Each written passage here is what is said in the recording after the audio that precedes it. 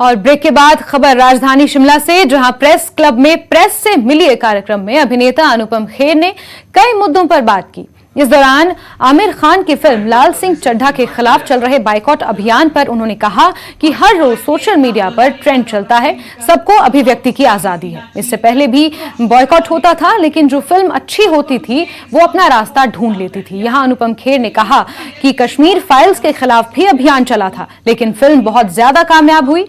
कश्मीर में हो रही टारगेट किलिंग पर उन्होंने कहा कि वहां पर पिछले 50 सालों से टारगेट किलिंग चल रही है। नहीं, ये आजकल ये बहुत बात चल रही है कि बॉयकॉट। अरे ट्विटर पे तो और सोशल मीडिया पे तो रोज ट्रेंड्स होते रहते हैं। रोज ये सडनली एक फिल्म को लेकर या एक बात को लेकर ट्रेंड को इतना ज्यादा क्या महत्व देना। सीधा से क्यों नहीं कहते कि भाई हमारी फिल्म लोगों को पसंद नहीं आई है। पहली बार तो नहीं हुआ ना कि फिल्में फेल हुई है। मैंने कितनी सारी 530 में से इतनी सारी फिल्में फ्लॉप हुई हैं कि तो हम किसी ने नहीं बोला। कश्मीर फिल्म फाइल्स को लेके भी बहुत सारे लोगों ने ट्रेंड चलाई थी, ये फिल्म नहीं देखनी चाहिए, ये प्रोपेगेंडा फिल्म है, ये झूठ है, इसको यूट्यूब पे डाल दो।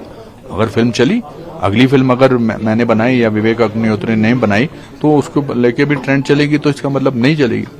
तो अगर मान लें हम कि ये फिल्म शायद लोगों तक नहीं पहुंच पाई, क्योंकि किसी ट्रेंड से फिल्म नहीं चले, ऐसा मैं मानने को राजी नहीं हूं।